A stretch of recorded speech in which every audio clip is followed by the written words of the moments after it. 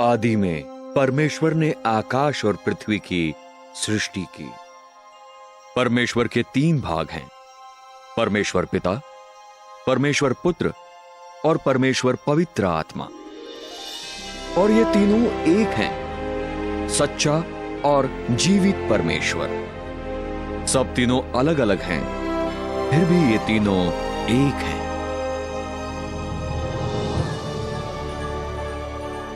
स्वर्ग में एक खूबसूरत स्वर्गदूत था जिसका नाम लूसीफर था, जिसका ऊंचा पद परमेश्वर के सिंहासन की रक्षा करना था।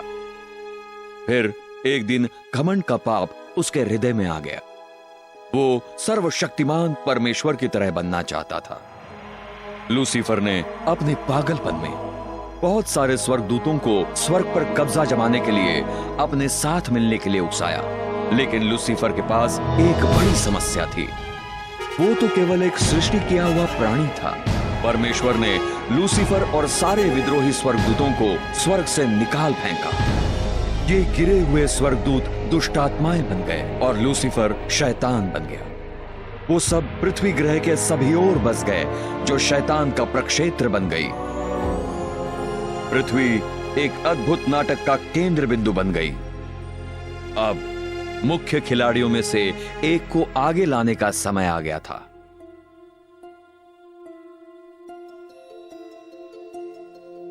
परमेश्वर ने कहा, आओ हम मनुष्य को अपने स्वरूप में बनाएं, अपनी समानता में, और उन्हें समस्त पृथ्वी पर प्रभुत्व दें। इसलिए परमेश्वर ने मनुष्य को अपनी स्वयं की प्रतिमा में बनाया। परमेश्वर की प्रतिमा में उसने उसे बनाया, नर और नारी उसने उन्हें बनाया। और प्रभु परमेश्वर ने पृथ्वी की धूल से मनुष्य की रचना की और उसके नथुनों में जीवन की सांस फूंकी, और मनुष्य एक जीवित प्राणी बन गया। आदम सिद्ध था और सर्वदा जीने के लिए बनाया गया था। लेकिन शैतान बहुत क्रोधित था। उसके क्षेत्र में एक नई सृष्टि ने धावा किया था, जिसका नाम था मनुष्य।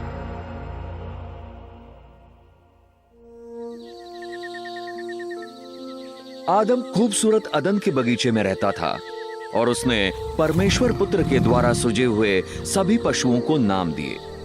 आदम परमेश्वर के साथ मेल में चला और प्रभु ने उसे सभी जीवित प्राणियों पर शासन दिया। परंतु शैतान आदम से नफरत करता था और उसे मरा हुआ देखना चाहता था। और प्रभु परमेश्वर ने मनुष्य को आज्ञा देते हुए कहा, बगीचे के हर वृक्ष का फल तू स्वतंत्रता से खा सकता है, परंतु अच्छे और बुरे के ज्ञान के वृक्ष से तू उससे नहीं खाएगा, क्योंकि जिस दिन तू उसमें से खाएगा तू सचमुच मारा जाएगा। और प्रभु परमेश्वर ने कहा, मनुष्य का अकेला होना अच्छा नहीं है, मैं उसके लिए एक सहायक बनाऊंगा। इसलिए प्रभु ने आदम की पसलियों में से एक से हव्वा की रचना की। बगीचे में उनका जीवन सचमुच स्वर्ग था।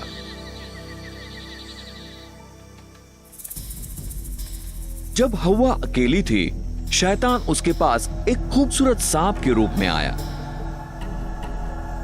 उसने हव्वा से झूठ बोला और उसे मना किए वृक्ष से खाने को लुभाया। हव्वा ने एक भयानक गलती की। उसने परमेश्वर की जगह शैतान की बात मान ली। आज्ञा भंग करते हुए दोनों आदम और हव्वा ने मना किए फल को खाकर परमेश्वर के सामने पाप किया। उन्होंने अपनी निर्दोषता खो दी। दोनों की आत्मिक तौर से मृत्यु हो गई और पाप उनकी संतानों पर छूत की बीमारी की तरह गुजर गया। इस नतीजे से हम सब में से कोई भी पाप से रहित नहीं है। परमेश्वर पाप से घृणा करता है और अपनी उपस्थिति में उसकी अनुमति नहीं देगा। मृत्यु का शाप पूरी मनुष्य जाति और पृथ्वी पर आ गया। प्रभु ने पाप के कारण भूमि को कांटे और कांटेदार पौधे उगाने का शाप दिया। इसलिए प्रभु परमेश्वर ने उसे अदन के बगीचे से बाहर निकाल दिया, उस धरती को जोतने के लिए जहां से उसे निकाला गया था। इसके नतीजे से शैतान ने इस विश्व प्रणाली पर नियंत्रण कर लिया। मनुष्य के पास अब पूरी पृथ्वी पर अधिकार नहीं रहा और वो अब अंधकार के राजकुमार का और उसकी पलटनों का गुलाम बन गया था। फिर भी परमेश्वर ने अपने प्रेम में आदम द्वारा किए हुए नुकसान की भरपाई करने के लिए एक उद्धारकर्ता को भेजने का वायदा किया।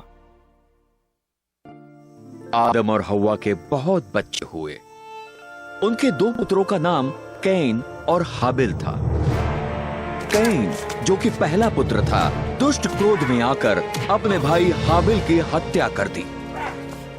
मनुष्य जाति का अब नीचे की ओर गिराव आरंभ हो चुका था। जैसे अंधकार की सामर्थ्य पृथ्वी पर फैलने लगी, मनुष्य जाति और हिंसक हो गई।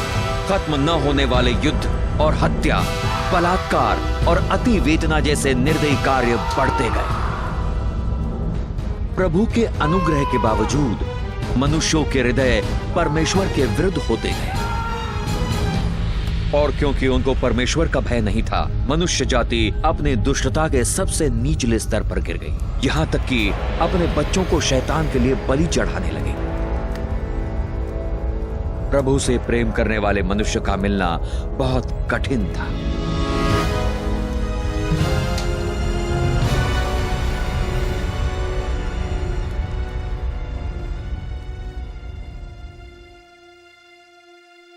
लेकिन एक मनुष्य था, एक विश्वास का मनुष्य, जिसका नाम था अब्राहम। वो परमेश्वर का मित्र था। प्रभु ने अब्राहम को एक पुत्र से आशीषित किया जब उसकी पत्नी 90 वर्ष की थी। वो एक चमत्कारी जन्म था। उस वंश से परमेश्वर के चुने हुए लोग आए, इज़राइल की संतान। जैसे समय बीता, इज़राइल की संतान मिस्रियों के गुलाम बन गए और उन्होंने कठोर दासत्व में 400 वर्षों तक कष्ट उठाया। परमेश्वर ने उनकी मदद के लिए पुकार सुनी।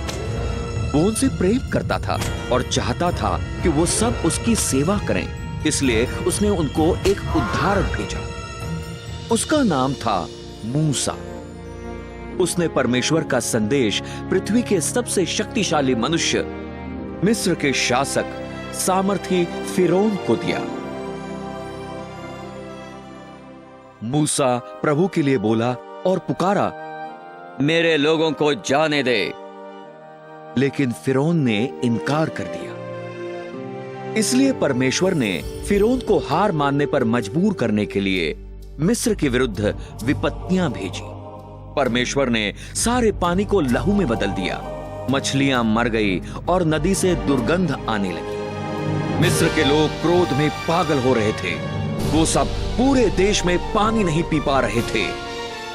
फिर भी फिरौन नहीं हिला। उसके बाद दूसरी विपत्तियां आई। मेंढकों ने जमीन ढक ली, उनके मवेशी मर गए और धूल जुओं में बदल गई। मिस्र के लोग भयभीत थे। फिर भी फिरौन का हृदय कठोर होता गया। फिर प्रभु ने मिस्र के लोगों को एक और विपत्ति भेजी, मनुष्य और पशु पर फोड़े। इसके बाद एक और तकलीफ आई। ओले आग में मिले हुए जो पूरे देश में गिरे और उनके फसल को तबाह कर दिया। मिस्र देश बर्बादी में था।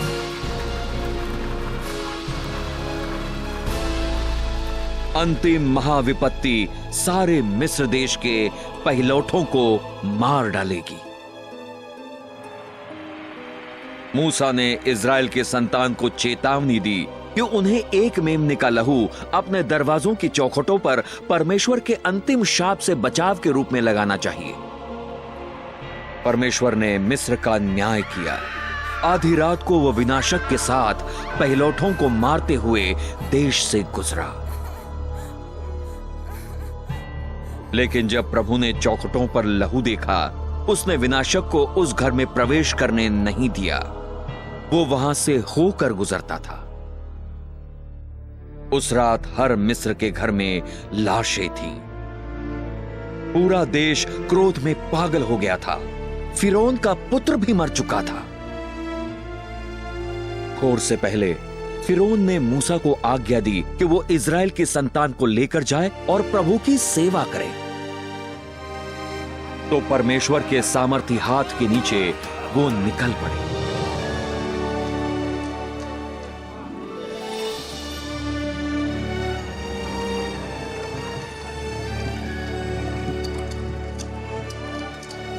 और उन 430 वर्षों के अंत में ठीक उसी दिन ऐसा हुआ कि प्रभु के सारे जन मिस्र देश से निकल आए। वो रात प्रभु के निमित्त मानने के योग्य है, उन्हें मिस्र देश से बाहर लाने के लिए। फिरौन ने उन्हें रोकने की एक अंतिम कोशिश की, लेकिन परमेश्वर ने लाल समुद्र खोल दिया और मूसा और इज़राइल की संतान को भागने दिया। फिर प्रभु ने समुद्र फिरौन की सेना पर डालकर उनको तबाह कर दिया।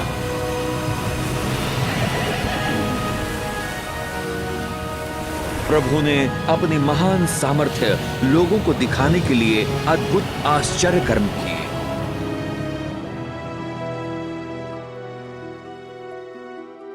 परमेश्वर ने फिर अपने लोगों को नियम दिए, 10 आज्ञाएं, उनको पाप से बचाने के लिए और उनका जीवन में मार्गदर्शन करने के लिए। लेकिन इज़राइल के संतान ने बगावत की। बाहरी तौर पर वो परमेश्वर की सेवा करते थे, लेकिन अपने हृदयों में नहीं। वो आश्चर्य कर्मों और मिस्र देश के छुटकारे को जल्द ही भूल गए। इस कारण परमेश्वर ने उन पर राज करने के लिए राजाओं को खड़ा किया, लेकिन राजाओं ने भी परमेश्वर की दृष्टि में पाप किया और उन्होंने अपनी मूर्तियों की सेवा की जो उनके लिए फंदा बन गई। हाँ, उन्होंने अपने बेटे और अपनी बेटियों को दुष्ट आत्माओं को बलिदान चढ़ाया और निर्दोष लहू बहाया। अपने बेटे और बेटियों का लहू, जिनको उन्होंने कनान की मूर्तियों को बलि चढ़ाया, और देश लहू से प्रदूषित हो गया। फिर परमेश्वर ने अपने भविष्यवक्ताओं को लोगों को चेतावनी देने के लिए भेजा कि वो अपने पापों के पश्चाताप करें और परमेश्वर की सेवा करें, लेकिन उन्होंने बार बार बगावत की। लोग इन भविष्यवक्ताओं से नफरत करते थे और पश्चाताप करके परमेश्वर की सेवा करने के बजाय उन्होंने बिना किसी दया के इन परमेश्वर के जनों की हत्या की। बार बार इज़राइल की संतान ने पाप किया। इसके परिणाम स्वरूप परमेश्वर ने यह होने दिया कि वो बंदी बनकर गुलामी में कष्ट उठाएं। आज हम सबको देखें, हम कोई भिन्न नहीं है।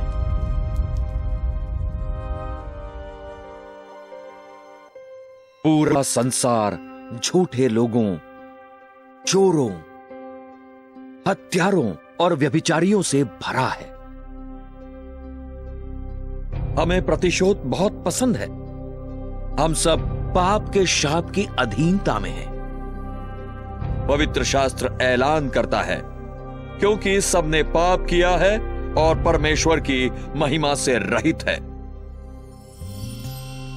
आइए देखते हैं कि एक पापी के मरने के बाद उसका क्या होता है।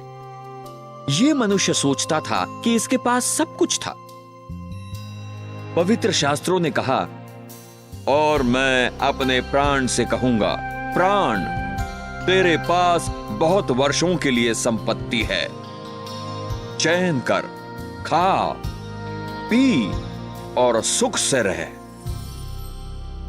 परंतु परमेश्वर ने उससे कहा, हे मूर्ख, इसी रात तेरा प्राण तुझसे ले लिया जाएगा। मनुष्यों का एक बार मरना और उसके बाद न्याय होना नियुक्त है, लेकिन हम सब अशुद्ध वस्तु की तरह हैं और हमारी धार्मिकताएं मैले चिथड़ों के समान है और हम सब पत्ते की तरह मुरझा जाते हैं और हमारे अधर्म के कामों ने हमें वायु की तरह उड़ा दिया है। एक क्रोधित परमेश्वर के हाथों में पड़ना एक डरावनी बात है।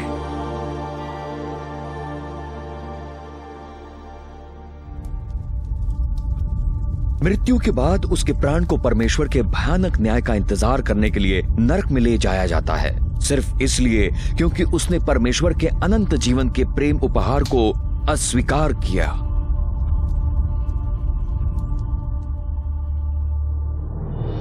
समय आ रहा है, उसे परमेश्वर के न्याय का महान और भयानक दिन कहते हैं, जब सारे जो अपने पापों में मरे हुओं को प्रभु यीशु मसीह के सामने न्याय के लिए उपस्थित होना होगा। परमेश्वर का वचन कहता है, और मैंने एक बड़ा सफेद सिंहासन देखा और उस पर जो बैठा था, जिसके चेहरे से धरती और स्वर्ग भाग गए और उनके लिए कोई स्थान न मिला। और समुद्र ने जो मरे हुए उसमें थे दे दिए, और मृत्यु और नरक ने जो उनमें मरे हुए थे दे दिए। और मैंने मरे हुओं को, छोटे और बड़े, परमेश्वर के सामने खड़ा देखा, और पुस्तकें खोली गई, और एक और पुस्तक खोली गई जो जीवन की पुस्तक है। और मरे हुओं का न्याय उन चीजों से हुआ जो उन पुस्तकों में लिखी थी, उनके कामों के अनुसार। हर निकम्मा शब्द जो मनुष्य कहेंगे, वो उसका न्याय के दिन लेखा देंगे। जब वो पूरा होगा, परमेश्वर एक स्वर्गदूत से जीवन की पुस्तक खोलकर देखने को कहेगा कि आपका नाम उसमें है या नहीं। स्वर्गदूत देखेगा और कहेगा, वो नाम यहां नहीं है प्रभु। और परमेश्वर कहेगा, हे शापित लोगों, मेरे सामने से अनंत आग में चले जाओ, जो शैतान और इसके दूतों के लिए तैयार की गई है। और ये अनंत दंड में चले जाएंगे, परंतु धर्मी अनंत जीवन में। और जिस किसी का नाम जीवन की पुस्तक में लिखा हुआ न मिला, वो आग की झील में डाल दिया गया। बाइबल कहती है, और उनकी पीड़ा का धुआं हमेशा और हमेशा के लिए ऊपर उठता रहता है, और उन्हें ना दिन ना रात चैन नहीं रहता, हमेशा के लिए।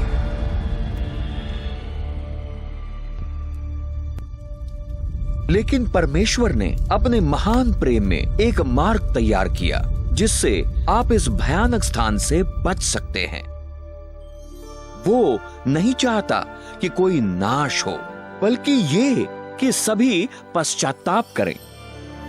परमेश्वर आपसे प्रेम करता है और चाहता है कि आप उसके साथ स्वर्ग में रहें, और उसने आपके वहां जाने और नरक से बचने के लिए एक मार्ग बनाया है। और वो मार्ग वायदे के अनुसार आने वाले मुक्तिदाता के द्वारा है।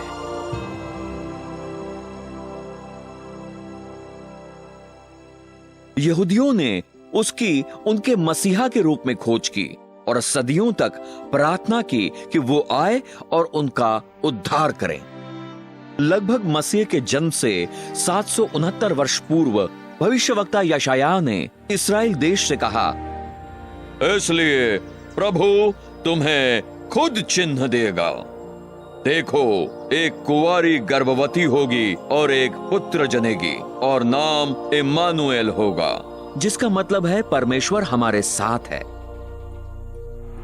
शैतान को भविष्यवाणी समझ में आई। उस समय से इस्राएल की हर कुंवारी पर ध्यानपूर्वक नजर रखी गई। वर्षों बाद मसीहा के जन्म से पहले इस्राएल फिर एक बार एक विदेशी सत्ता के नीचे गुलामी में था। इस बार वो शक्तिशाली रोमी साम्राज्य था। रोम ने यहूदियों पर कोई दया नहीं दिखाई। यह अंधकारपूर्ण समय था जब परमेश्वर के उद्धार की महान योजना प्रारंभ हुई।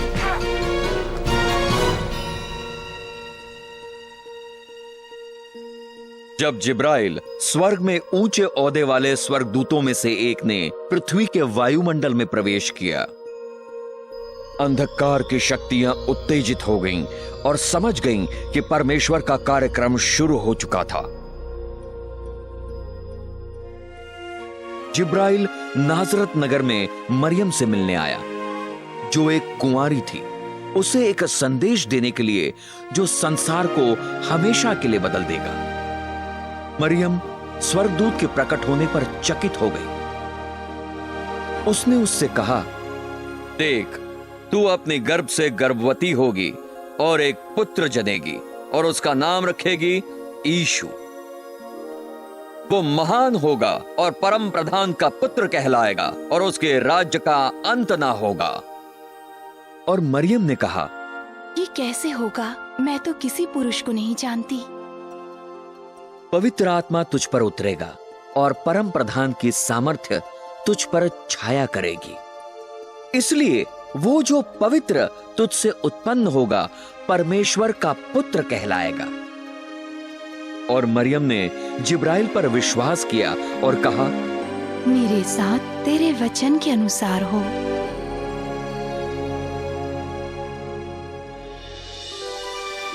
यीशु स्वर्ग की महिमा छोड़ता है अपना उद्देश्य शुरू करने के लिए। गंतव्य नासरत। पवित्र आत्मा कुंवारी मरियम पर छाया करता है और वो गर्भवती होती है। उसके शरीर में संसार का सृष्टिकर्ता एक शिशु के रूप में परिवर्तित हो रहा है। देर बाद मरियम का उसकी बड़ी चचेरी बहन, जो 6 महीनों से गर्भवती थी, मिलने का मार्गदर्शन हुआ। जब इलीशिबा ने मरियम का अभिनंदन सुना, उसकी गर्भ में शिशु उछला और वो पवित्र आत्मा से परिपूर्ण हो गई। इलीशिबा के बच्चे का जन्म होगा यूहन्ना बपतिस्मा देने वाला। और इलीशिबा ने कहा, स्त्रियों में तू धन्य है और धन्य है तेरी गर्भ का फल। मरियम की यूसुफ के साथ मंगनी हो चुकी थी, परंतु अब वो बच्चे के साथ गर्भवती थी और यहूदी कानून किसी भी कन्या जो विवाह से पहले गर्भवती हो जाए उसके लिए मृत्यु की मांग करता था। ये मरियम के लिए एक मुख्य समस्या थी। ऋषियों के पीछे शैतान चाहता था कि मरियम की पथराव से मृत्यु हो ताकि बच्चे की हत्या हो जाए, परंतु यूसुफ मरियम से प्रेम करता था और नहीं चाहता था कि वो जनता में एक उदाहरण बने। वो उसकी सुरक्षा के लिए भयभीत था और विवाह को चुपचाप स्थगित कर देने की योजना बनाई। प्रभु का स्वर्गदूत यूसुफ के स्वप्न में प्रकट हुआ और कहा, तू अपने पत्नी मरियम को अपने यहाँ लाने से मत डर, क्योंकि जो उसकी गर्भ में है वो पवित्र आत्मा की ओर से है और वो एक पुत्र जनेगी और तू उसका नाम यीशु रखना, क्योंकि वो उसके लोगों का उनके पापों से उद्धार करेगा। फिर यूसुफ और मरियम का नासरत नगर में विवाह हुआ।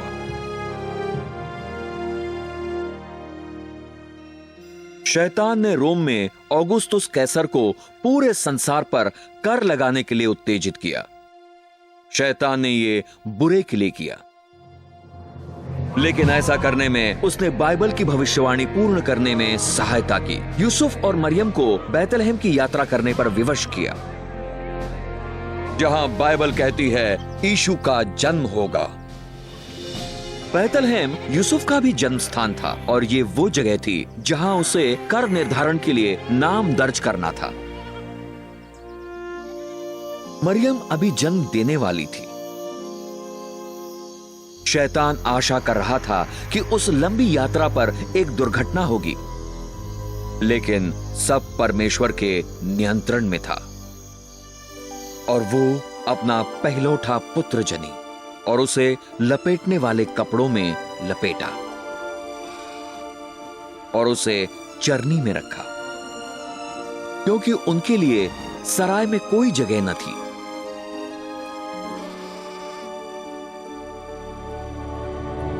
उस रात गडरिये अपनी भेड़ों की पास के मैदान में रखवाली कर रहे थे। प्रभु का स्वर्गदूत उनके सामने प्रकट हुआ और कहा, डरो नहीं, क्योंकि देखो, मैं तुम्हारे लिए बड़े आनंद का शुभ समाचार लाया हूं, जो सब लोगों के लिए होगा। क्योंकि आज दाऊद के नगर में तुम्हारे लिए एक उद्धारकर्ता जन्मा है, जो मसीह प्रभु है। और एकाएक उस स्वर्गदूत के साथ स्वर्गीय झुंड का समूह परमेश्वर की स्तुति करने लगा। ये अधीन तबेला वो जगह थी जहां ब्रह्मांड का सृष्टिकर्ता जन्मा था। बाइबल कहती है वो संसार में था और संसार उसके द्वारा बनाया गया था और संसार ने उसको नहीं जाना।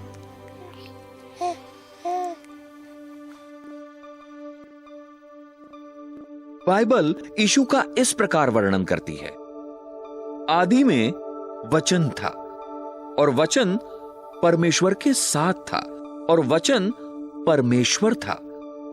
यही आदि में परमेश्वर के साथ था। सब चीजें उसके द्वारा बनाई गई और उसके बिना कोई चीज उत्पन्न नहीं हुई जो उत्पन्न हुई।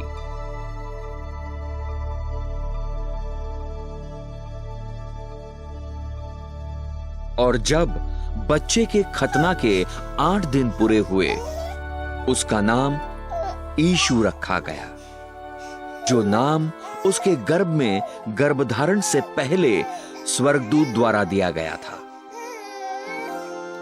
यहूदी कानून के अनुसार मरियम ने श्रद्धापूर्वक 2 कबूतरों को पाप के बलिदान के लिए दिया। हालांकि परमेश्वर ने मरियम को इतने ऊंचे आदर के लिए चुना था। मरियम जानती थी कि वो एक पापी थी और समझती थी उसका बच्चा यीशु उसका उद्धारक होगा। मंदिर में शमौन नाम का एक आदरणीय मनुष्य था। बाइबल कहती है, और पवित्र आत्मा द्वारा उस पर प्रकट हुआ था कि वो प्रभु के मसीह को देखने से पहले मृत्यु को नहीं देखेगा। उसने बच्चे यीशु को अपने हाथों में लिया और कहा, मेरी आंखों ने तेरा उद्धार देख लिया है। प्रभु यीशु के जन्म पर एक तारा स्वर्ग में प्रकट हुआ और पूर्व से विद्वान उपहारों को उठाते हुए तारे के पीछे चले। वो 2 वर्ष की यात्रा होगी इससे पहले कि वो यरूशलेम पहुंचे। वो विद्वान राजा हेरोदेस के पास आए और उन्होंने पूछा, कहाँ है वो जो यहूदियों का राजा जन्मा है?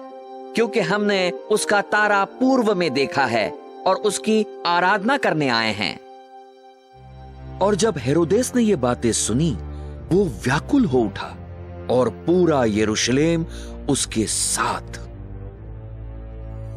और जब उसने लोगों के सारे मुख्य याजकों और शास्त्रियों को एक साथ इकट्ठा किया, उसने उनसे पूछा कि मसीह का जन्म कहां होना चाहिए, और उन्होंने उससे कहा, यहूदिया के बैथलेहम में। जब उन्होंने राजा की बात सुनी, वो चले गए और देखो, वो तारा जो उन्होंने पूर्व में देखा था उनके आगे गया, जब तक वो आया और खड़ा हुआ जहां पर वो जवान बच्चा था। और जब वो घर के भीतर आए, उन्होंने नवाब बच्चे को मरियम उसकी मां के साथ देखा और गिरकर उसकी आराधना की।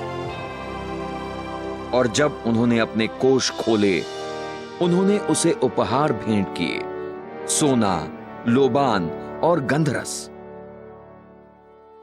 और परमेश्वर से स्वप्न में चेतावनी पाकर कि वो हेरोदेस के पास न जाएं, वो अपने देश दूसरे रास्ते से लौट गए। और जब वो चले गए, देखो, प्रभु का स्वर्गदूत यूसुफ के स्वप्न में प्रकट हुआ और कहा, उठ और छोटे बालक और उसकी माता को लेकर मिस्र को भाग जा, और जब तक मैं तुझसे न कहूं तब तक वहीं पर रहना, क्योंकि हेरोदेस जवान बालक को ढूंढेगा ताकि वो उसे मार सके। जब वो उठा, उसने छोटे बालक और उसकी माता को रात में लिया और मिस्र में चला गया।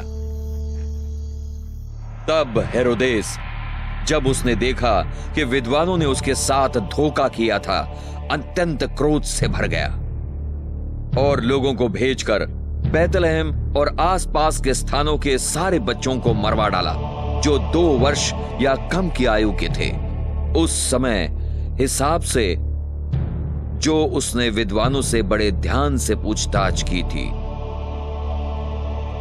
तब वो वचन पूरा हुआ जो यिर्मयाह भविष्यवक्ता द्वारा कहा गया था, जो इस प्रकार था। रामा में एक आवाज सुनाई देती है, विलाप और रोने की और बड़े शोक की। राहेल अपने बच्चों के लिए रो रही है और शांत ना होगी क्योंकि वो नहीं है। हालांकि बेकसूरों की बड़ी मात्रा में हत्या हुई थी, परमेश्वर इनके कीमती छोटे प्राणों को स्वर्ग ले गया।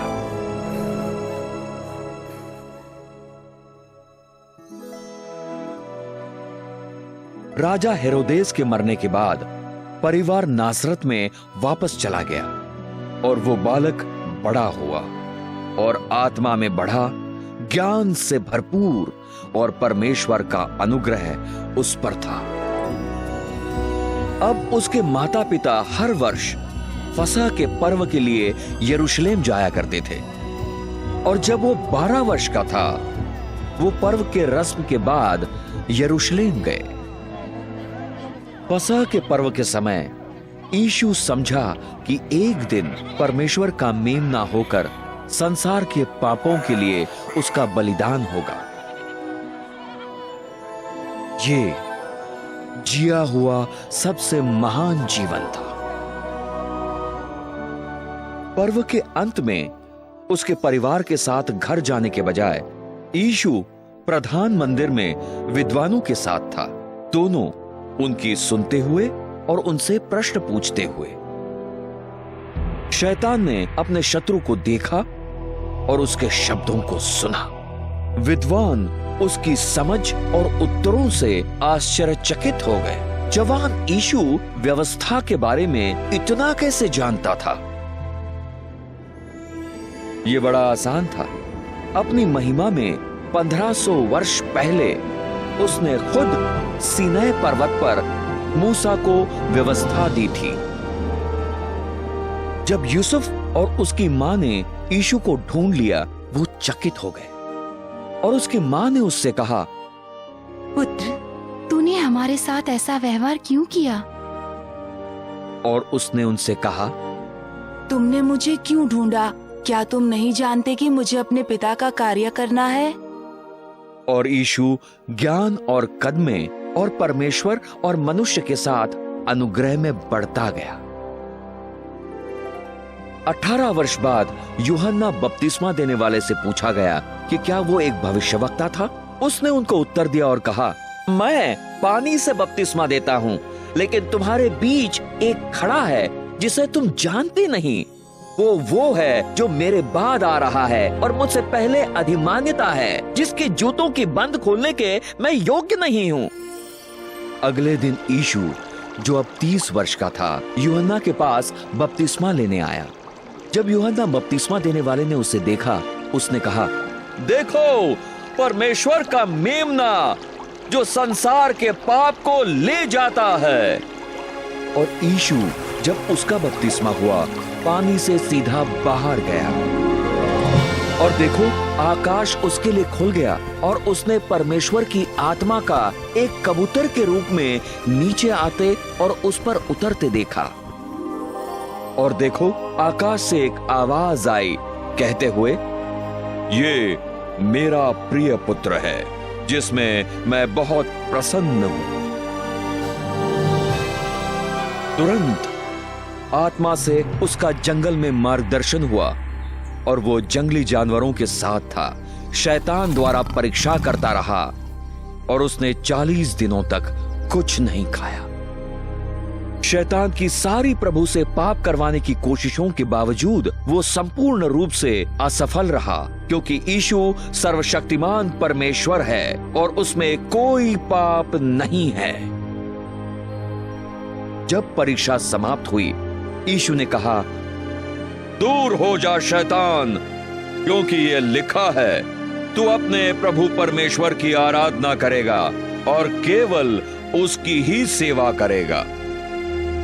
फिर शैतान ने उसे छोड़ दिया और देखो, स्वर्गदूतों ने आकर उसकी सेवा की। जैसे प्रभु ने अपनी सेवकाई प्रारंभ की, उसने प्रचार किया, पश्चाताप करो क्योंकि परमेश्वर का राज्य निकट है। और यीशु ने परमेश्वर के हृदय को यह कहकर प्रकट किया, अपने शत्रुओं से प्रेम करो, जो तुमसे नफरत करते हैं उनके लिए अच्छा करो। उसकी शिक्षा ने लोगों को अचंभित किया और उन्होंने कहा, इस मनुष्य की तरह किसी मनुष्य ने बातें नहीं की। ज्यादातर धार्मिक अगुवे जो मंदिर का संचालन करते थे, धनी पाखंडी थे, जिनमें कोई दया न थी और परमेश्वर की व्यवस्था को भ्रष्ट कर दिया था। वो सब जल्द ही प्रभु यीशु के शत्रु बन गए।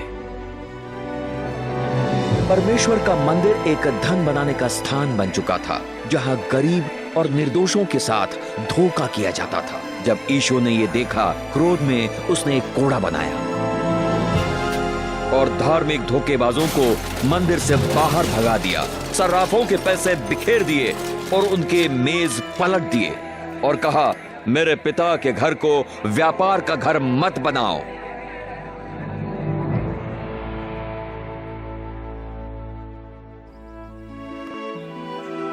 यीशु महान आश्चर्यकर्मी था। बाइबल कहती है, देखो, वहां एक कोढ़ी आया और उसकी आराधना करते हुए कहा, प्रभु, यदि तू चाहे तो मुझे शुद्ध कर सकता है। और यीशु ने अपना हाथ आगे किया और उसे छुआ, कहते हुए, मैं चाहता हूं तू शुद्ध हो जा। और तुरंत ही उसका कोढ़ शुद्ध हो गया। प्रभु को उसके पीछे चलने वाली भूखी भीड़ पर तरस आया और अपनी आश्चर्यकर्म सामर्थ्य से उसने 5000 पुरुषों और उनके परिवारों को केवल 2 मछलियां और 5 रोटी के टुकड़ों से खिलाया। और यीशु आगे गया और उसने एक बड़ी भीड़ को देखा और उसे उन पर तरस आया और उसने उनके रोगियों को चंगा किया।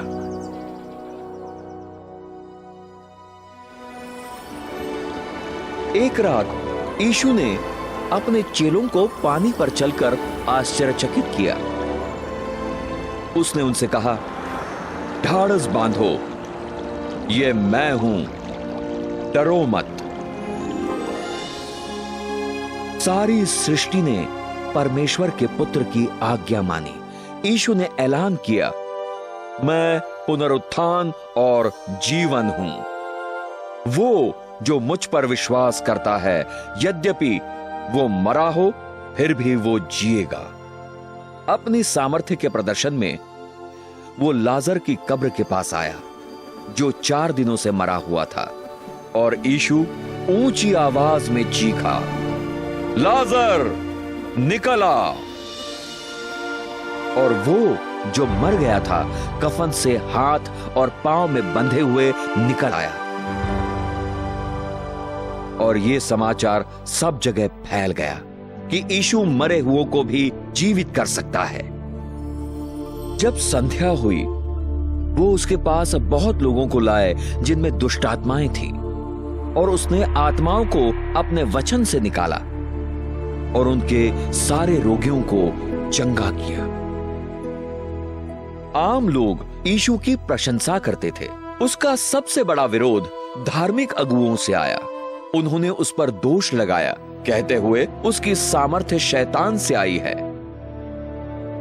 लेकिन यीशु ने उनसे कहा, तुम सब तुम्हारे पिता शैतान के हो और अपने पिता की लालसाओं को तुम पूरा करोगे। वो आदि से हत्यारा था और सत्य में कभी नहीं रहा, क्योंकि उसमें कोई सत्य नहीं है। जब वो झूठ बोलता है, वो खुद का स्वभाव बोलता है, क्योंकि वो एक झूठा है और झूठ का पिता है। और क्योंकि मैं तुमसे सत्य कहता हूं, तुम सब मुझ पर विश्वास नहीं करते। पर्दे के पीछे शैतान इसमें बहुत उलझा हुआ था। लेकिन आपको जानना चाहिए कि इससे पहले कि शैतान किसी के विरुद्ध बढ़े, उसे पहले स्वर्ग के परमेश्वर पिता से अनुमति लेनी होती है। और इसलिए बाइबल की भविष्यवाणी पूरी करने के लिए परमेश्वर ने शैतान को प्रभु यीशु पर आक्रमण करने की अनुमति दी। बाद में प्रभु के धार्मिक विरोधियों ने उसको फंसाने की कोशिश की, ये पूछकर क्या कैसर को कर देना उचित है या नहीं। लेकिन यीशु ने उनकी दुष्टता को समझा और कहा, तुम सब मुझे क्यों परखते हो कपटियों? मुझे वो दिनार दिखाओ। और वो उसके पास 1 दिनार लाए और उसने उनसे कहा, ये छाप और नाम किसके हैं? उन्होंने उससे कहा, कैसर के। फिर उसने उनसे कहा, इसलिए जो चीजें कैसर की हैं, वो कैसर को दो, और परमेश्वर को जो चीजें परमेश्वर की हैं। जब उन्होंने ये शब्द सुने, उन्होंने अचंभा किया और उसे छोड़ा और अपने रास्ते चले गए। यीशु ने फरीसियों की असलियत खोल दी जब उसने कहा, तुम पर हाय शास्त्रियों और फरीसियों, कपटियों, तुम सब चूना फेरी कब्र के समान हो, जो बाहर से तो सुंदर दिखाई देती हैं, परंतु भीतर मुर्दों की हड्डियां और सब प्रकार की मलिनता से भरी है। हे सांपों, हे करेतों के बच्चों, तुम सब नरक के दंड से कैसे बचोगे?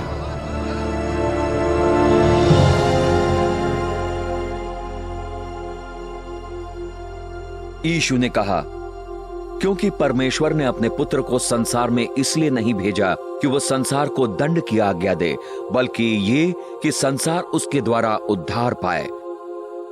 वो जो उस पर विश्वास करता है, उस पर दंड की आज्ञा नहीं होती, परंतु जो उस पर विश्वास नहीं करता, वो पहले ही दोषी ठहर चुका है, क्योंकि उसने परमेश्वर के इकलौते पुत्र के नाम पर विश्वास नहीं किया।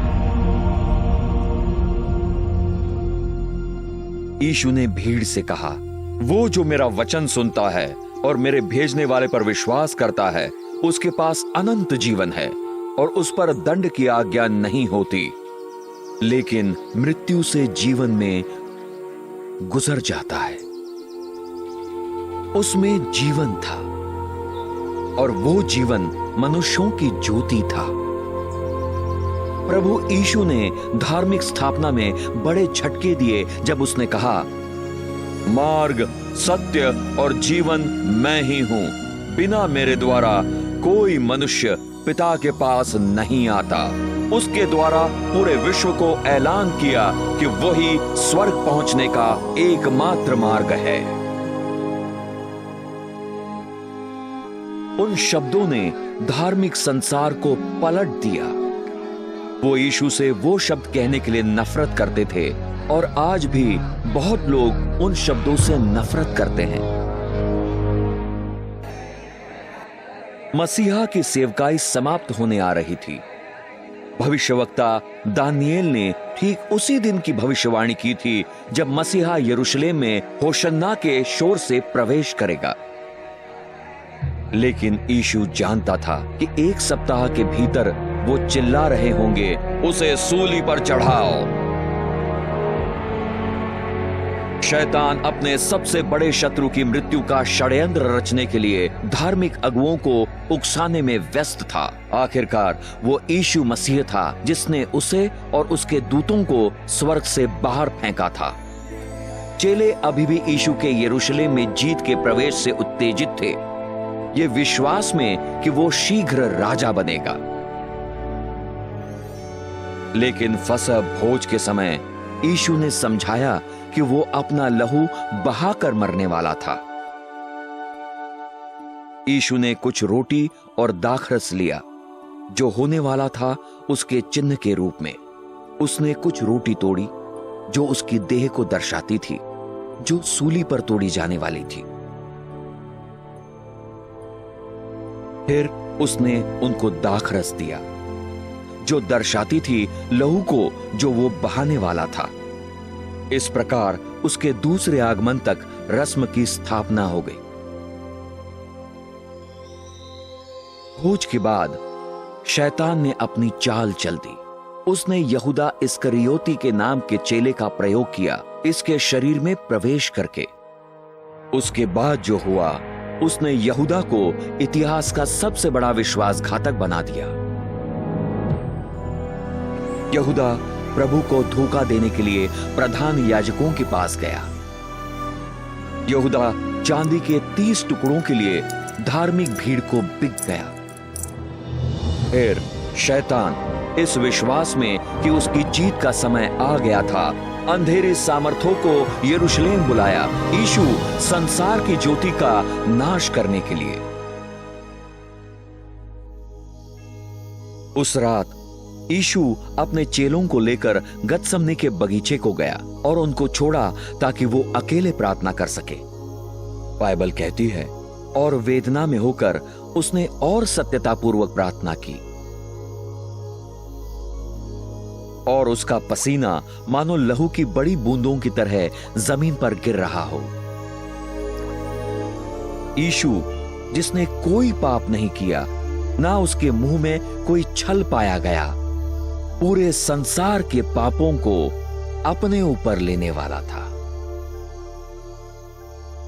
यीशु ने प्रार्थना की कहते हुए, हे मेरे पिता, अगर हो सके तो ये प्याला मुझ पर से गुजरने दे, तथापि मेरी नहीं परंतु तेरी इच्छा पूरी हो।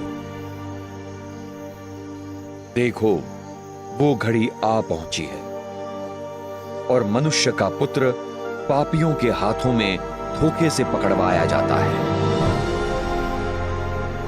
और तुरंत जब वो बोल ही रहा था, आया यहूदा 12 चेलों में से एक और उसके साथ प्रधान याजकों और शास्त्रों और पुरनियों की ओर से तलवारों और लाठियों के साथ एक बड़ी भीड़ थी।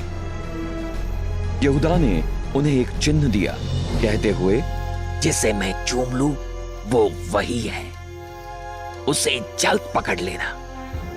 यीशु ने उससे कहा, यहूदा, तू मनुष्य के पुत्र को एक चुम्बन से धोखा देता है? तब वो सब आए और हाथ उस पर रखे और उसे पकड़ लिया। और देखो, उनमें से एक जो यीशु के साथ था अपना हाथ बढ़ाकर अपनी तलवार निकाल दी और महायाजक के दास का कान उड़ा दिया। लेकिन यीशु ने उसके कान को छुआ और उसे चंगा किया और उन सब से कहा कि अपनी तलवार को उसके म्यान में रख ले, क्योंकि सब जो तलवार चलाएंगे तलवार से नष्ट होंगे। यीशु ने उन्हें याद दिलाया कि वो स्वर्ग में अपने पिता से प्रार्थना कर सकता था और वो उसे बचाने के लिए स्वर्गदूतों की 12 पलटन से अधिक दे सकता था। वो 72,000 स्वर्गदूतों से भी अधिक होगा। लेकिन यीशु ने स्वर्गदूतों को उसकी रक्षा नहीं करने दी, क्योंकि उसे पवित्र शास्त्र की पूर्ति के लिए सूली पर चढ़ाया जाना था और उसे गिरफ्तार किया गया। शैतान प्रसन्न हो उठा। उसका मुख्य शत्रु रक्षाहीन था और शैतान के प्रतिशोध का समय आ गया था। और जिन्होंने यीशु को पकड़ा उसे काइफा नामक महायाजक के पास ले गए, जहां शास्त्री और पुरनिये इकट्ठा हुए थे। अब प्रधान याजक, पुरनिये और सारी महासभा यीशु को मार डालने के लिए झूठी गवाहियों की खोज में थे। उन्होंने यीशु से यह प्रश्न पूछा, क्या तू मसीहा है, परम धन्य का पुत्र? यीशु ने कहा, मैं हूं। तब महायाजक ने अपने वस्त्र फाड़े कहते हुए, इसने परमेश्वर की निंदा की है, हमें और गवाहों की क्या आवश्यकता है? देखो, अब तुम सब ने इसकी निंदा सुनी है, तुम सब क्या सोचते हो? उन्होंने जवाब दिया और कहा, वो मृत्यु योग्य दोषी है। तब उन्होंने उसके मुख पर थूका और उसे घूं से मारे। दूसरों ने उसे अपने हाथों की हथेलियों से मारा। और जब उन्होंने उसे बांध लिया था, वो उसे ले गए और उसको पुन्तियुस पिलातुस हाकिम को सौंप दिया। और जब उस पर प्रधान याजकों और पुरनियों द्वारा इल्जाम लगाया गया, उसने कोई जवाब नहीं दिया। इस घटना ने एक और भविष्यवाणी को पूरा किया। वो सताया गया और उसे पीड़ित किया गया, फिर भी इसने अपना मुंह न खोला। वो एक वध के मेमने की तरह लाया गया, और जैसे एक भेड़ अपने कतरने वाले के सामने गूंगी रहती है, वैसे ही उसने अपना मुंह न खोला। और पिलातुस ने उससे पूछा, क्या तू यहूदियों का राजा है? और उत्तर देते हुए उसने कहा, तू आप ही वो कह रहा है। आरोपों को सुनने के बाद पिलातुस राजनैतिक तौर पर फंस गया था। भय में उसने इसमें से निकलने का रास्ता सोचा, और पिलातुस ने प्रधान याजकों और लोगों से कहा, मैं इस मनुष्य में कोई दोष नहीं पाता हूं। यहूदी क्रोधित हो गए और स्थिति को लगभग एक दंगे में बदल दिया, पिलातुस पर दबाव डालते हुए। ये एक खास यहूदी पर्व का दिन था, और पिलातुस जानता था कि इस समय एक कैदी को छोड़ना एक रस्म थी। पिलातुस चाहता था कि यीशु छूट जाए, और सिपाहियों ने लोगों के सामने बरअब्बा नाम के एक हत्यारे को लाया। उन्हें उसमें और प्रभु यीशु के बीच चुनाव करना था। पिलातुस ने भीड़ से पूछा कि कौन छूटना चाहिए, मसीहा या बरअब्बा? उसके आश्चर्य में वो सब एक साथ चिल्लाए, ये मनुष्य नहीं परंतु बरअब्बा, बरअब्बा। पिलातुस ने पूछा कि वो इस मनुष्य जिसे यहूदियों का राजा कहा जाता है, उसके साथ क्या करे? भीड़ चिल्लाई, इसे सूली पर चढ़ाओ। पिलातुस ने यीशु में मृत्यु के लायक कुछ नहीं पाया। उसने सोचा कि यदि वो यीशु को कोड़े लगवाए, इससे भीड़ खुश होगी और वो उसे छोड़ सके। इसलिए यीशु सिपाहियों द्वारा कोड़े लगवाने के लिए ले जाया गया, परंतु यीशु स्थिति के पूर्ण नियंत्रण में था। सूली पर चढ़ाए जाने का हर कदम स्वर्ग में परमेश्वर पिता, परमेश्वर पुत्र और परमेश्वर पवित्र आत्मा द्वारा पृथ्वी के बनने से भी पहले योजनाबद्ध तरीके से बनाया गया था। उन्होंने उद्धारकर्ता के हाथों को ऊपर एक बड़े लकड़ी के टुकड़े से बांध दिया और उसे कोड़े लगाए। यह भविष्यवाणी पूरी करते हुए, मैंने अपनी पीठ मारने वालों को दे दी। यीशु के पास उनको रोकने की सामर्थ्य थी, लेकिन उसने अपनी इच्छा से उन्हें यह करने दिया। चमड़े के कोड़े में अक्सर फौलाद के टुकड़े और नुकीली हड्डियां लगी होती थी। सिर्फ पीठ पर कोड़े नहीं लगाए जाते थे, बल्कि नितंबों और पैरों पर भी। जैसे कोड़े में नुकीले कांटे और लोहा मांस को फाड़ देते थे, पेशियां कटकर खुल जाती थी। रक्त वाहिनियों को मारा जाता था, जिससे लहू फूट निकलता था। कई तो सिर्फ ये मार पड़ने से ही मर जाते थे। परंतु वो हमारे अपराधों के लिए घायल किया गया, हमारे अधर्म के कामों के कारण कुचला गया। हमारी शांति की ताड़ना उस पर थी, और उसके कोड़े खाने से हम चंगे होते हैं।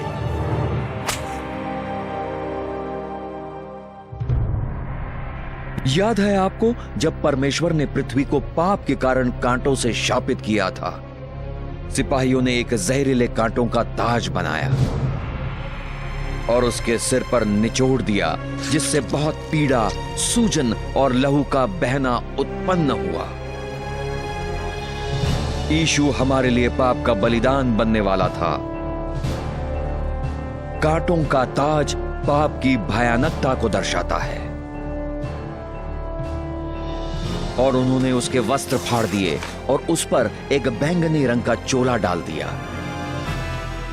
उन्होंने इसके दाहिने हाथ में एक सरकंडा डाल दिया, अपना घुटना उसके सामने झुकाया और उसका ठट्टा उड़ाते हुए कहा, जय हो यहूदियों का राजा। हर सिपाही ने यीशु को चेहरे में बिना दया के अपने घूंसों से मारा और उसे उसके सिर पर सरकंडे से ठोका। उन्होंने परमेश्वर के मेमने पर थूका। ये पवित्र शास्त्र पूरा करते हुए मैंने अपना चेहरा शर्म और थूकने से नहीं छिपाया। वो तुच्छ जाना जाता है और मनुष्यों का त्यागा हुआ है, एक दुखों का मनुष्य और संताप से जाना पहचाना हुआ। यीशु को हाकिम पुन्तियुस पिलातुस के पास लौटाया गया, जिसने अभिमान से कहा कि केवल उसी के पास यीशु को सूली पर चढ़ाने या छोड़ने का अधिकार था। लेकिन प्रभु ने उसे उत्तर दिया, तेरे पास मेरे विरुद्ध कोई अधिकार नहीं हो सकता, छोड़, तुझे वो ऊपर से दिया जाए। यीशु ने पहले कहा था, मैं अपने प्राण देता हूं ताकि मैं उसे फिर से ले लूं। कोई मनुष्य मुझसे वो नहीं लेता है, परंतु मैं उसे स्वयं दे देता हूं। तब से पिलातुस ने यीशु को छुड़ाने का तरीका ढूंढा, परंतु यहूदियों ने कहा, अगर तू इस मनुष्य को जाने देता है, तू कैसर का मित्र नहीं है। जो कोई अपने आप को राजा बनाता है, कैसर के विरुद्ध बोलता है। शैतान ने भीड़ के मनोभाव को यीशु के लिए पूरी नफरत के रूप में उकसाया। शैतान को विश्वास था कि स्थिति उसके पूरे नियंत्रण में थी। ऐसा न था। अनजाने में शैतान एक कठपुतली था जो परमेश्वर के हाथों में आता जा रहा था। उसे बिल्कुल अंदाजा नहीं था कि उसके काम बाइबल की भविष्यवाणी को पूरा कर रहे थे। अंतिम बार पिलातुस ने कहा, देखो तुम्हारा राजा। प्रधान याजक ने कहा, हमारा कैसर के सिवाय कोई राजा नहीं है। शोर मचाती भीड़ चिल्लाती रही, उसे सूली पर चढ़ाओ, उसे सूली पर चढ़ाओ। जब पिलातुस ने देखा कि स्थिति उसके नियंत्रण से बाहर हो चुकी है, उसने पानी लिया और भीड़ के सामने अपने हाथों को धो लिया, ये कहते हुए, मैं इस सच्चे व्यक्ति के लहू के लिए निर्दोष हूं। फिर सब लोगों ने जवाब दिया और कहा, उसका लहू हम पर और हमारे बच्चों पर हो। परमेश्वर ने उनको उनके शब्दों पर ले लिया और वो तब से दुख उठा रहे हैं। फिर पिलातुस ने यीशु को सूली पर चढ़ाने के लिए दे दिया और वो इसे ले गए। उसका मांस धागों की तरह लटका हुआ 45 किलो की सूली उठाने को कहा जाता है, लगभग 595 मीटर दूर मरने के स्थान तक, गुलगाथा। खुरदरी लकड़ी उसके उधड़ी हुई पीठ में घुस गई। अब तक वो निर्जलित तो हो ही चुका था। चमत्कार यह था कि वो अभी भी जीवित था। एक और भविष्यवाणी पूरी हुई। निश्चय ही उसने हमारे संतापों को सहा और हमारे दुखों को उठाया, तो भी हमने उसे परमेश्वर का मारा, कूटा और पीड़ित हुआ समझा। एक और भविष्यवाणी पूरी हुई। मैंने अपनी पीठ मारने वालों को दे दी और मेरी गालें उनको जिन्होंने मेरे बाल उखाड़ दिए। मैंने अपना चेहरा शर्म और थूकने से नहीं छिपाया।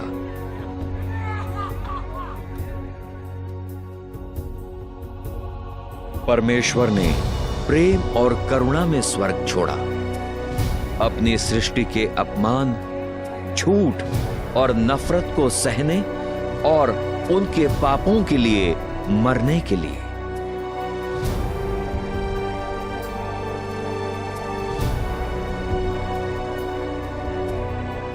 स्वर्गदूतों ने भय के साथ देखा। अब तक उसका चेहरा फटी कोशिका का ढेर बन गया था। वो कांटे जो इतने सूजन और दर्द भरे दूषण का कारण थे, बिल्कुल सूजे हुए मांस से ढक गए थे कि वो अब मनुष्य की तरह दिखता ही नहीं था। ये होने से सदियों पहले से ही भजन संहिता लिखने वाले ने प्रभु यीशु के बारे में ये शब्दों की भविष्यवाणी की थी। क्योंकि कुत्तों ने मुझे घेर लिया है, दुष्टों की मंडली ने मुझे घेरा हुआ है। उन्होंने मेरे हाथों को छेदा और मेरे पांवों को। यीशु ने खुद कहा, और अगर मैं धरती से उठाया जाऊंगा, सब मनुष्यों को अपनी ओर खींच लूंगा।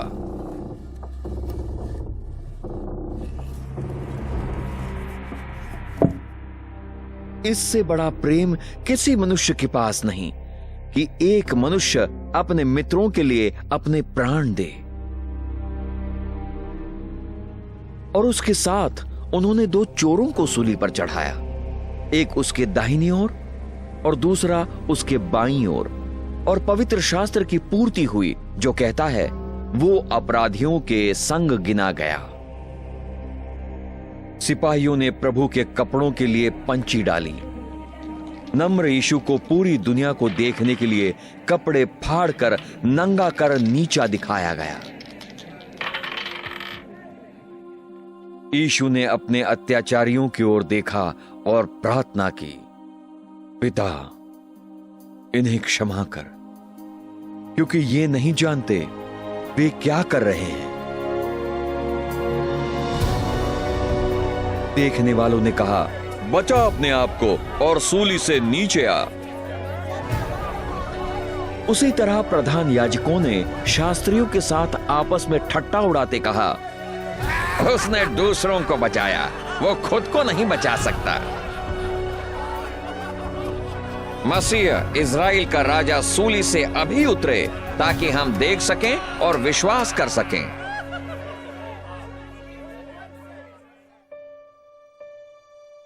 सूली पर चढ़ाए जाने की भयानकता का चिकित्सक संबंधी वर्णन एक योग्य चिकित्सक ने किया, जिसने कहा,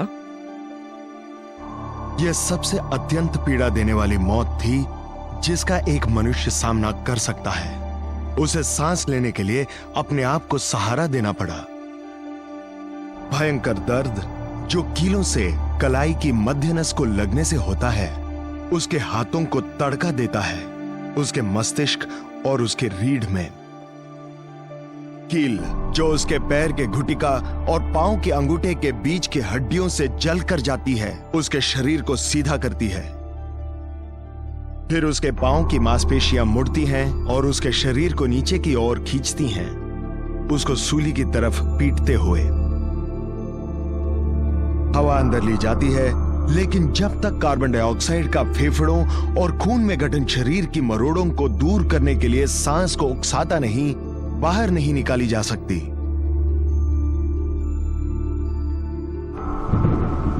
थकान, झटके, निर्जलीकरण और लकवा पीड़ित को नाश कर देते हैं। हृदय कठिनाई से गाढ़ा खून भेजता है, क्योंकि उसके करोड़ों कोषाणु एक एक करके मर रहे हैं। हमारे पापों ने यीशु को सूली पर भेजा।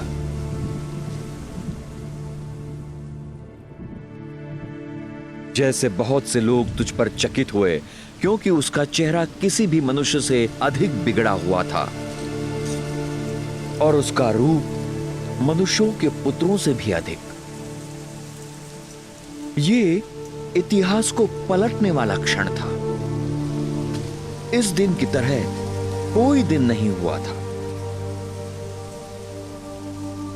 क्योंकि परमेश्वर ने संसार से ऐसा प्रेम किया कि उसने अपना इकलौता पुत्र दे दिया, ताकि जो कोई उस पर विश्वास करे नाश ना हो, परंतु अनंत जीवन पाए। सूली पर जो यीशु ने उस भयानक दिन पर लहू बहाया, वो मनुष्य का लहू नहीं था, वो परमेश्वर का बेशकीमती लहू था। एकमात्र चीज जो हमारे पापों को धो सकती थी। यीशु ने ये सब आपके लिए क्यों सहा? क्योंकि वो आपसे प्रेम करता है।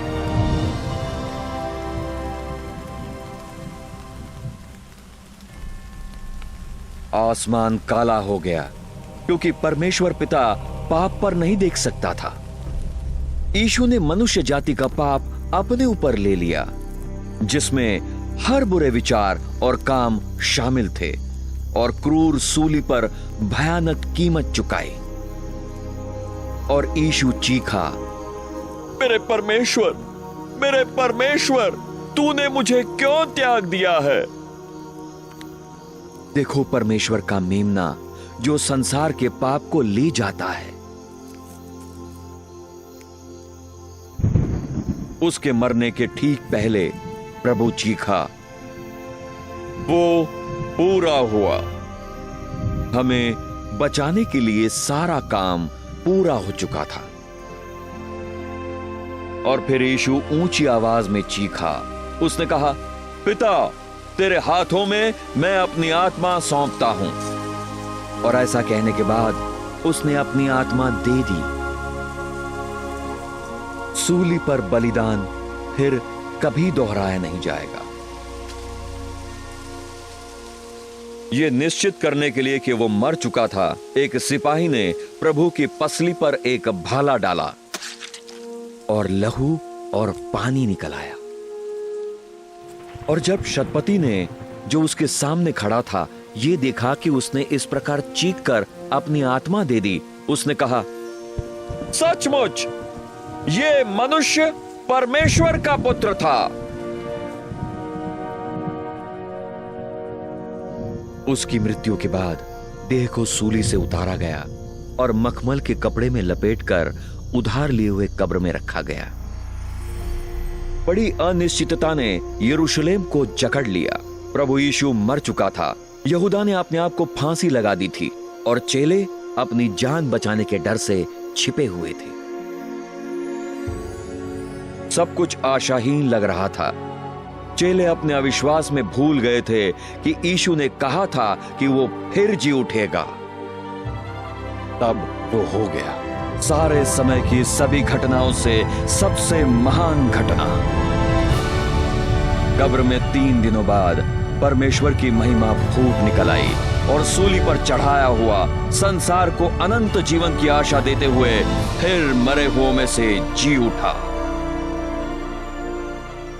प्रभु यीशु ने पाप, मृत्यु और नरक पर महान विजय में ऐलान किया, मैं अल्फा और ओमेगा हूं, आदि और अंत हूं मैं। प्रभु कहता है, जो है और जो था और जो आने वाला है।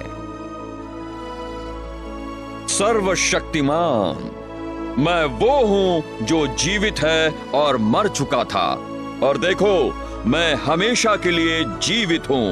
आमीन। और नरक और मृत्यु की चाबियां मेरे पास हैं। सवेरे सप्ताह के पहले दिन पर महिलाएं यीशु की देह का अभिषेक करने के लिए मसाला लाई।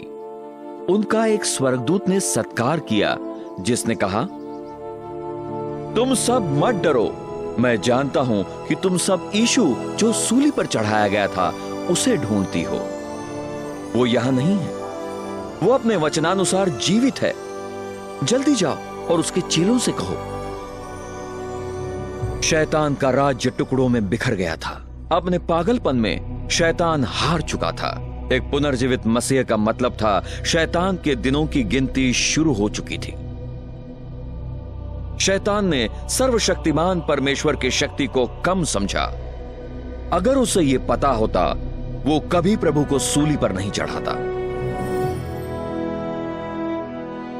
पुनर्जीवित यीशु 500 गवाहों द्वारा देखा गया। उसके चेले बहुत आनंदित हुए। प्रभु ने उनको यह सीधी आज्ञा दी, जाओ तुम सब पूरे संसार में और हर प्राणियों को सुसमाचार प्रचार करो।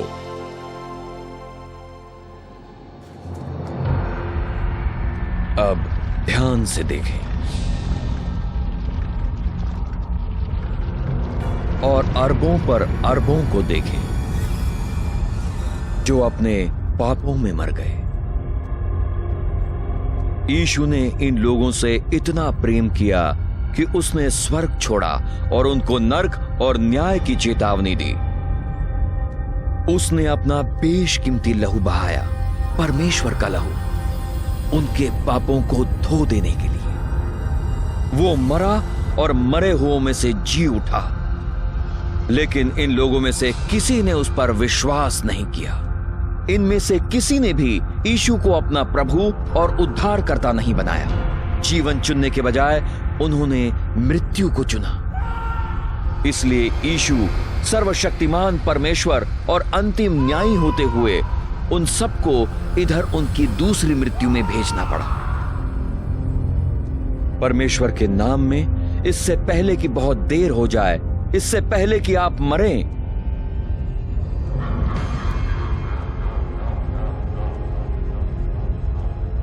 यीशु पर विश्वास करें और उसे अपना प्रभु और उद्धारकर्ता बनाएं, इससे पहले कि आप इस भयानक जगह में पहुंच जाएं।